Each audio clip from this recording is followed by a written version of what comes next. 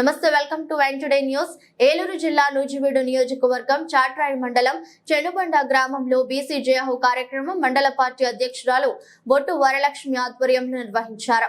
కార్యక్రమానికి ఉమ్మడి తెలుగుదేశం పార్టీ అభ్యర్థి కొలుసు పార్థసారథి ముఖ్య అతిథిగా హాజరయ్యారు.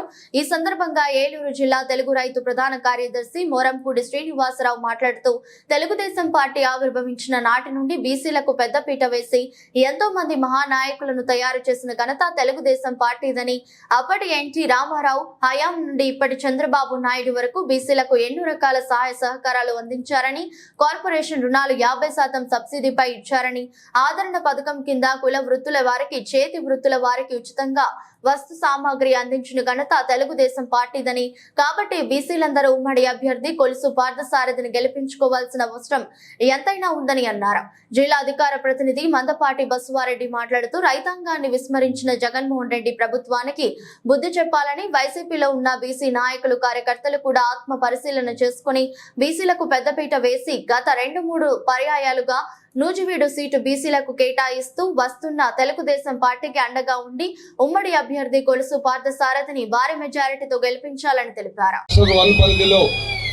జరుగుతున్నటువంటి జైహో బీసీ చెనుబండ గ్రామంలో చాట్రాయి క్లస్టర్ 1 పరిధిలో జరుగుతున్నటువంటి జైహో బీసీ సమావేశానికి అధ్యక్షులు మారేశ్వరరావు గారికి, అదేవిధంగా ఈనాటి ఈ కార్యక్రమానికి ముఖ్య అతిథి శాసనసభ్యులు, మాజీ మంత్రివర్యులు, కాబోయే మంత్రివర్యులు, మన నూజివీడు నియోజకవర్గ కూటమి ఎమ్మెల్యే అభ్యర్థి గౌరవనీయులు పెద్దలు కొలుసు పార్థసారథి గారికి, అదేవిధంగా మండల తెలుగుదేశం పార్టీ అధ్యక్షురాలు బొట్టు వరలక్ష్మి గారికి, కాపా శ్రీనివాసరావు గారికి, బసవారెడ్డి గారికి, ఈరోజే మన పార్టీలో చేరినటువంటి మాజీ ఎంపీడీసీ ములగలపాటి శ్రీనివాసరావు గారికి, అదేవిధంగా నూతక్క వేణుగోపాలరావు గారికి, నోవుల్ రెడ్డి గారికి, తల్లారి శ్రీనివాసరావు గారికి, అతులూరు శ్రీనివాసరావు గారికి, జన సైనికులు సురేష్ హరీష్లకు,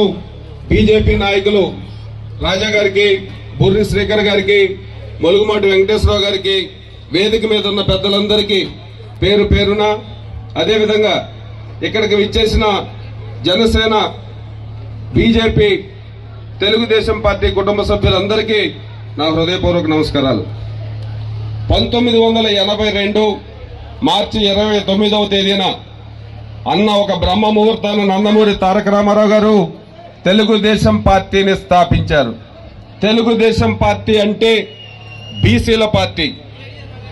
ఎందరో సామాన్య యువకుల్ని 82లో సామాన్య యువకుల్ని రాజకీయంగా పెంచి గొప్ప నాయకులుగా తయారు చేసిన పార్టీ తెలుగుదేశం పార్టీ.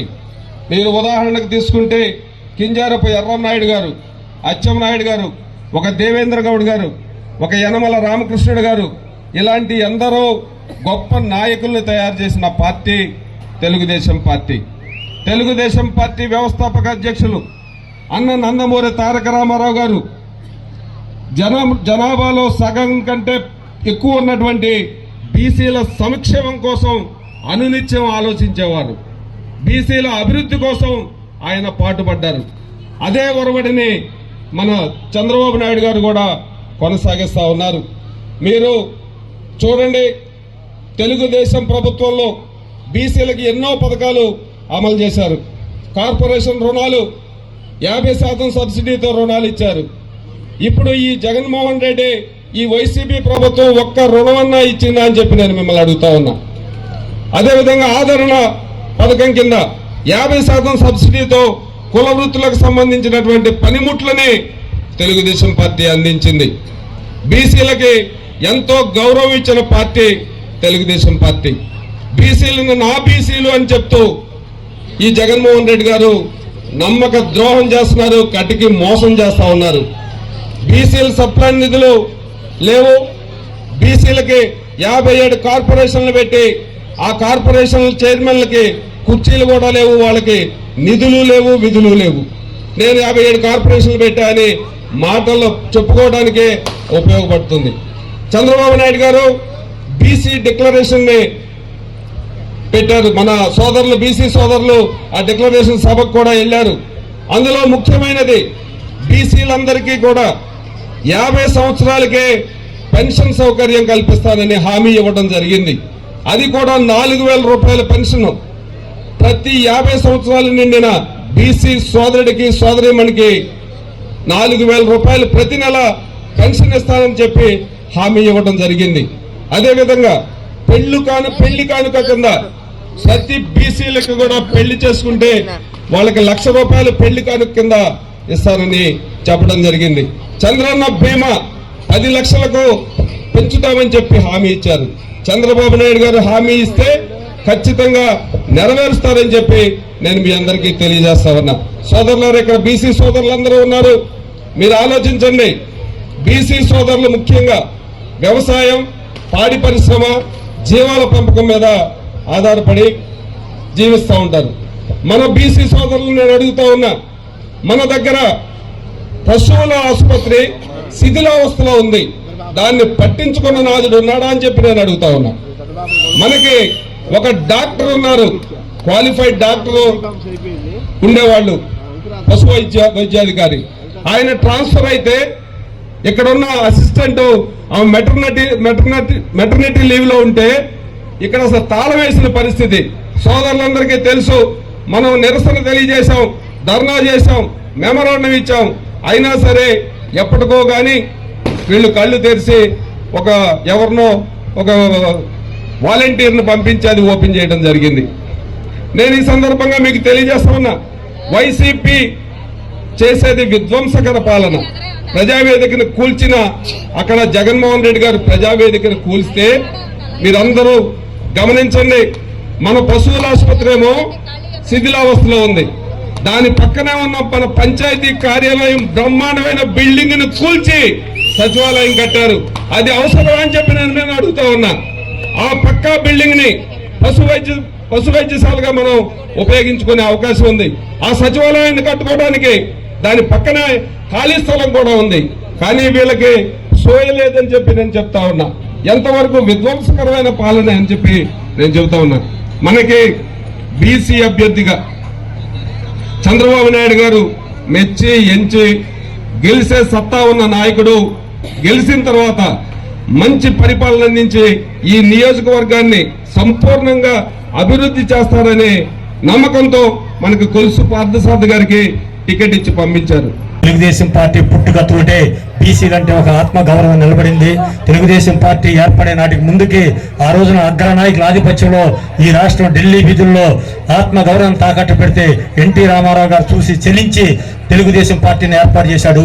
అట్లాగే ఈ రోజున ఉన్న వేదిక మీద ఉన్న నాయకులందరూ కూడా సర్పంచులుగా, ఎంపీటీసీలుగా బీసీ నాయకులు అందరూ ఎన్నికవుతున్నారంటే 89 to 91 మధ్య కాలంలో ఎన్టీ రామారావు గారు ఎన్డీఏ చైర్మన్ గా, నేషనల్ ఫ్రంట్ చైర్మన్ గా ఉన్నప్పుడు విశ్వనాథ్ ప్రతాప్ సింగ్ గారి ఆధ్వర్యంలో మండల కమిషన్ ఏర్పాటు చేసి స్థానిక సంస్థలలో 33% రిజర్వేషన్ తీసుకొచ్చిన మహానుభావుడు ఎవరన్నా ఉన్నారంటే అది ఒక్క ఎన్టీ రామారావు గారే.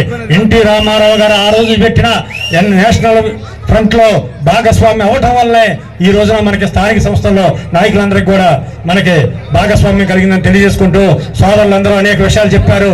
ముఖ్యంగా నేను 2 విషయాలు చెప్పి ముగిస్తాను. ఎందుకంటే ఈ ప్రాంతం అంతా కూడా రైతాంగం ప్రాంతం. ఈ ప్రాంతం అందరూ కూడా చిన్న సన్నకారు రైతులు, బీసీ వర్గాల రైతులు. కానీ ఆ బీసీ వర్గాల రైతులకి ఈ జగన్మోహన్ రెడ్డి వాళ్ళ నాన్న రైతులకి ఏదో చేశాడనే అభిప్రాయంతో ఒక్కసారి అనే అభిప్రాయం మీద ఓటేస్తే ఈ భారతదేశ చరిత్రలోనే రైతు వ్యతిరేకిగా ముద్ర కట్టుకున్న నాయకుడు ఎవరన్నా ఉంటే ఒక్క జగన్మోహన్ రెడ్డి. ఎందుకు చెబుతున్నానంటే ఆరుగాలం కష్టం పండించిన మొక్కజొన్నలకు కానివ్వండి, ఒడిధాన్యాలకు కానివ్వండి, గతంలో మనం చూసుకుంటే కనీసం 4-5 నెలల పాటు కూడా డబ్బు లేదంటే ఈ మనిషికి రైతుల మీద అభిమానం ఎట్లాడదో అర్థమవుతుంది. అట్లాగే ఎంతో వ్యయ ప్రయాసాలు కూర్చి చింతలపూడి పథకాన్ని అందరూ చెప్పారు. అట్లాగే ఈ గ్రామానికి కావాల్సిన పెట్లవారిగూడెం పథకాన్ని కానీ అట్లా టెండర్ పిలిచినట్లు కూడా ఇక్కడ ఉన్న శాసనసభ్యుడు ముఖ్యమంత్రి దగ్గర ప్రస్తావించకపోవడం వల్ల, ఆయన ఒక జమీందారీ వ్యవస్థలో ప్రజల్లోకి వచ్చి చూడలేకపోవడం వల్ల జరిగింది. కాబట్టి మనందరం కూడా ఒక్క విషయం గుర్తుంచుకోవాలి, తెలుగుదేశం పార్టీ మన బీసీలకే మూడోసారి కూడా టికెట్ ఇచ్చింది. ఎందుకయ్యా అంటే మన బీసీల మీద చంద్రబాబు నాయుడు గారికి ఒక నమ్మకం, చంద్రబాబు నాయుడు గారికి బీసీలకి వెన్నుముకే బీసీలు తెలుగుదేశం పార్టీకి అనే నిదానంతో మన సారథి గారికి టికెట్ ఇవ్వడం జరిగింది. అయ్యా ఒక్కసారి నా సోదరులు చెప్పినట్టు మీరు ఒక్కసారి ఆలోచించండి, 1000-1500 లేని ఒక జమీందారీ సామాజిక వర్గం ఒక పక్షాన ఉంటే 80,000 పైన జనాభా ఉన్న ఒక సామాజిక వర్గం బీసీ సామాజిక వర్గ నాయకులు 2 సార్లు 3 సార్లు ఓడిపోతే బీసీల్లో ఆత్మగౌరవం పౌరుషం రాదా అనేది మీరు ఒకసారి ఆత్మ పరిశీలన చేసుకోండి. ఎందుకంటే ఒక్కసారి పౌరుషంగా వైఎస్ఆర్ పార్టీలో ఉన్న బీసీ కార్యకర్తలు కానీ, బీసీ నాయకులు కానీ, బీసీ సమాజం ఒక్కసారి మీరు ఆత్మ పరిశీలన చేసుకొని మన బీసీ సమాజాన్ని నమ్మి చంద్రబాబు నాయుడు గారు టికెట్ ఇచ్చాడు కాబట్టి పార్టీలకు అతీతంగా అందరూ సారథి గారికి ఓటేస్తే రేపొద్దున మీ పార్టీలో కూడా ఆ సామాజిక వర్గంతో బీసీలకే మీ పార్టీలో కూడా టికెట్ ఇస్తారని తెలియజేసుకుంటూ, బీసీ సామాజిక వర్గం అభివృద్ధి చెందాలి అంటేనే ఈ రోజు సారథి గారిని గెలిపించాలి. ఎందుకంటే సారథి గారి గురించి ఒక్క విషయం చెప్పాలి. ఎందుకంటే ఆయన ఎమ్మెల్యే అంటేనే అచ్చొచ్చిన పదం. ఆయన గురించి తెలుసుకోవాల్సి వస్తే పట్టుదలలో విక్రమార్కుడు అంటాడు. ఏ పనైనా సరే రైతాంగం అంటే ఆయనకు విపరీతమైన అభిమానం. మనం తోటల్లోకి వెళ్తున్నా కానీ ఆగి ఆ మామిడి చెట్లు ఏంటి, ఈ మొక్కజొన్న ఏంటి, ఈ విధంగా ఆయన ప్రతి ఆత్మ పరిశ్రమ చేసి ఈ విధంగా రైతులను ఏ విధంగా అభివృద్ధి చేయాలనే ఆలోచనతో ఉండే వ్యక్తి. మనందరం కూడా అటువంటి రైతాంగం మీద అభిమానం ఉన్న వ్యక్తిని మన పల్లెటూరు గ్రామాల్లో గెలిపించుకుంటే మనందరం కూడా రైతులందరం కూడా అభివృద్ధిలో నూజివీడు నియోజకవర్గం ముందుంటుందని తెలియజేసుకుంటూ, మనం ఒక్కసారి మే 13వ తారీఖు అనేది కూడా ఈ రాష్ట్ర ప్రజల దిశ నిర్దేశించే రోజు. ఆ రోజు ఎన్నికలు. ఒక్కసారి మనం లైన్లో నుంచొని మనం జరిగిన ఈ 5 సంవత్సరాల్లో జరిగిన రైతులకు జరిగిన నష్టాలు తెలుసుకొని రేపు రాబోయే అభివృద్ధి పదంలో మన సారథి గారి నాయకత్వంలో తెలుగుదేశం పార్టీ అభివృద్ధి చెందుద్దనే ఒక ఆలోచనతో మే 13వ తారీఖున ఒక్క నిమిషం మన సైకిల్ గుర్తు మీద ఓటేస్తే 5 సంవత్సరాలు మన కుటుంబ పెద్దగా, మన కుటుంబ సభ్యుడిగా, చిన్న కార్యకర్తలకు కానీ, చిన్న మధ్యతరగతి రైతాంగానికి కానీ అందరికీ అందుబాటులో ఉంటూ ఎటువంటి ఇబ్బంది ఉన్నా 5 సంవత్సరాలు మన కుటుంబంలో పెద్దలాగా ఉంటాడని తెలియజేసుకుంటూ, ఒక్కసారి సారథి గారి నాయకత్వంలో మన సైకిల్ గుర్తులో నూజివీడిని గెలిపించుకుందామని కోరుకుంటూ నాకైతే ధన్యవాదాలు తెలియజేసుకుంటున్నాను.